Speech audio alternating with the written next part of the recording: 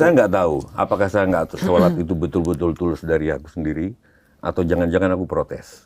Bahwa banyak banget, nggak semuanya, orang yang sholat, tapi nggak ada sholatnya di dalam kehidupan.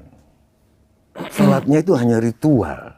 Menurut saya itu bukan sholat, menurut saya. Tapi ngasih gambar orang sholat kepada dunia. Kiai-kiaiku selalu bilang, bukan kerjakanlah sholat, tapi kan aqimus sholat. Tegakkan sholat. Tegakkan sholat. Artinya sholat tapi buang sampah sembarangan. Sholat tapi nonton bioskop nyalain HP. Itu silau ke orang di belakang. Gitu loh. Sholat tapi ada orang ngomong nggak diperhatiin. Saya mungkin protes, mungkin mutres.